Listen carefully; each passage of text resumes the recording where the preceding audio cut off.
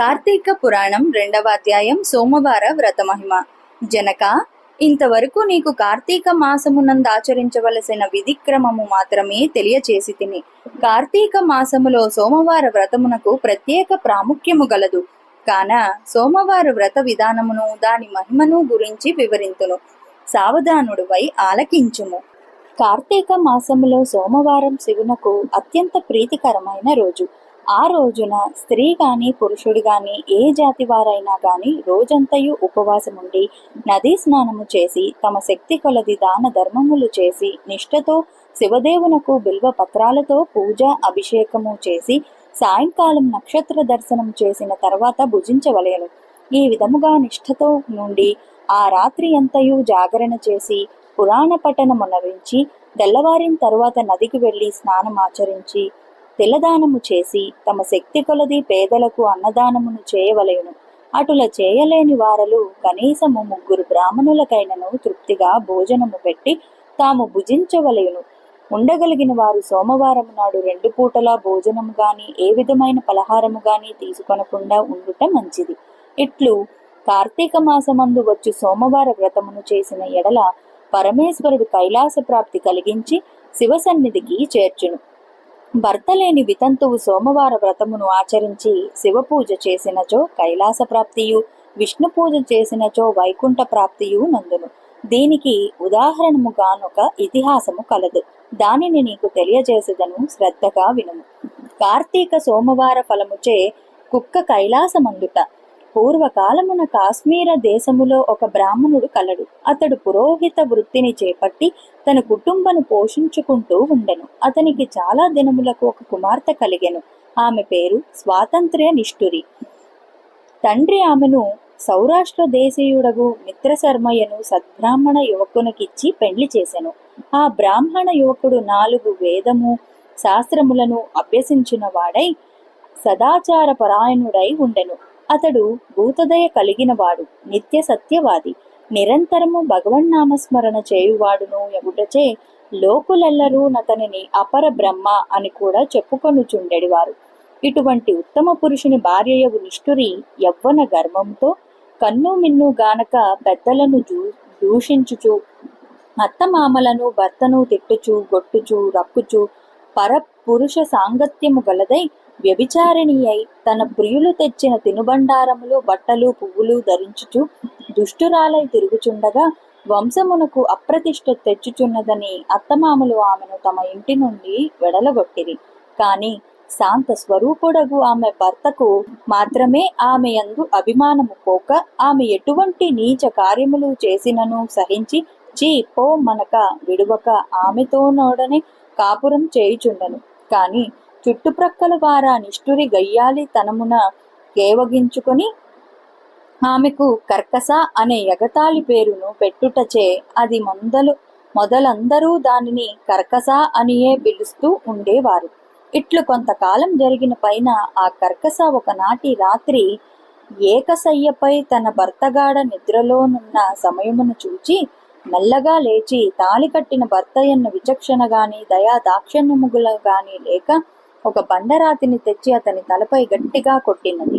వెంటనే అతడు చనిపోయెను. ఆ మృతదేహమును ఎవరి సహాయము అక్కర్లేకనే అతి రహస్యంగా దొడ్డివారిని గొనిపోయి ఊరి చివరనున్న పాడు నూతిలో బడవైచి పైన చెత్తా చెదారములతో నింపి ఏమీయూ ఎరగని దానివలే ఇంటికి వచ్చెను. ఇక తనకు ఏ ఆటంకములు లేవని ఇంకా విచ్చలవిడిగా సంచరించుచు తన సౌందర్యము చూపి ఎందరినో క్రీగంటనే వశపరుచుకుని వారల వ్రతములు పాడు చేసి నానా జాతి పురుషులతోడను రమించుచు వర్ణశంకరు రాలయ్యను. అంతియేగాక పడచు కన్యలను భర్తలతో కాపురం చేయుచున్న పడచులను తన మాటలతో చేరదీసి వారికి కూడా దుర్బుద్ధులు నేర్పి పాడు చేసి ఇటులకు తార్చి ధనార్జన కూడా చేయసాగిను. జనకరాజా, యవ్వనం బింకము ఎంతో కాలముండదు కదా. కాలం ఒక్క రీతిగా నడవదు. క్రమక్రమముగా ఆమెలోని యవ్వనము నశించినది. మేహ వ్రణములు బయలుదేరినవి. ఆ వ్రణముల నుండి చీము రక్తము రసి కారుట ప్రారంభమయ్యెను. దానికి తోడు శరీరమంతా కుష్ఠవ్యాధి బయలుదేరి దుర్గంధము వెడలుచున్నది. దినదినము శరీర పటుత్వము కృషించి కురూపి అయి భయంకర రోగములతో బాధపడుచున్నది. ఆమె యవ్వనములో నుండగా ఎన్నో విధాల తృప్తి కలిగించిన విటులయ్యే ఒక్కరూ ఇప్పుడు ఆమెను తొంగి చూడరైరి. ఆ పరిసర ప్రాంతానికి వెళ్లిన ఎడల తమనెటులైనను పలుకరించునని ఆ వీధి మొగమైనను చూడకుండిరి. కర్కస ఇటుల నరక బాధలు అనుభవించుచు పురుగులు పడి కొంతకాలమునకు చనిపోయినది.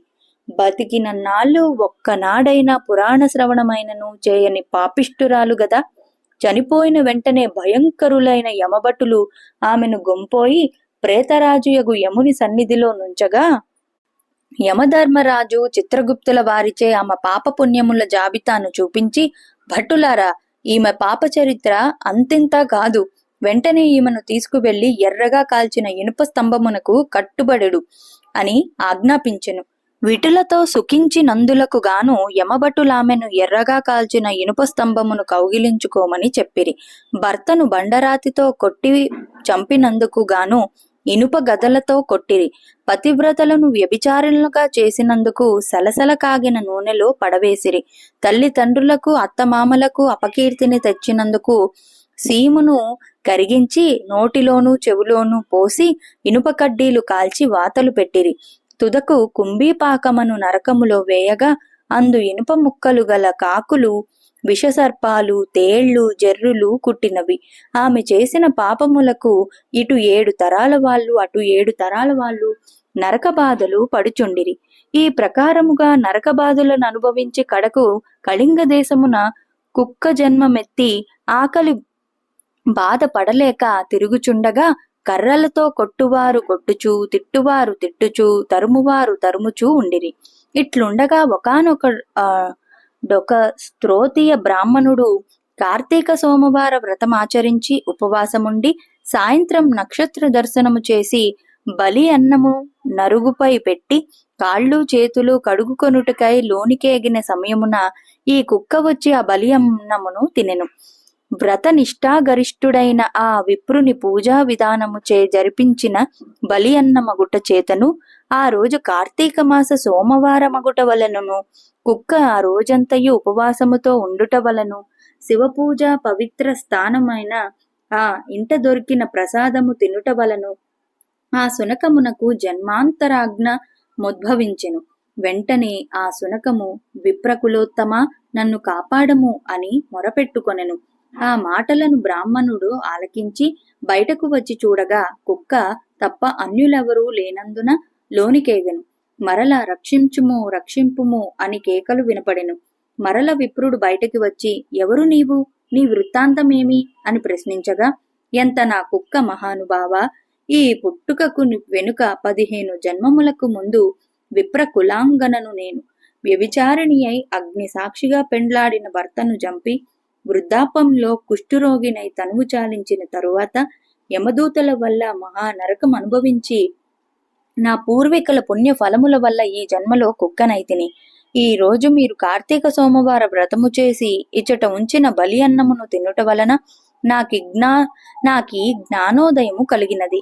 కావున ఓ విప్రోత్తమ, నాకు పరోపకారముగా మీరు చేసిన కార్తీక సోమవార వ్రత ఫలమొకటి ఇచ్చి నాకు మోక్షమును కలిగించుమని ప్రార్థించుచున్నాను అని వేడుకొనగా, కార్తీక సోమవార వ్రతములో చాలా మహాత్మ్యమున్నదని గ్రహించి ఆ బ్రాహ్మణుడు ఒక సోమవారం నాటి ఫలమును ఆమెకు దారబోయగా వెంటనే ఒక పుష్పక విమానము అక్కడకు వచ్చెను.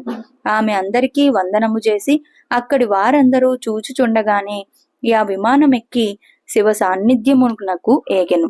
వింటివా జనక మహారాజా, కావున నీవును ఈ కార్తీక సోమవార వ్రతం ఆచరించి శివ సాన్నిధ్యమును పొందు మని వశిష్ఠుల వారు హితబోధ చేసి ఇంకనూ ఇట్లా చెప్పుదొడంగిరి.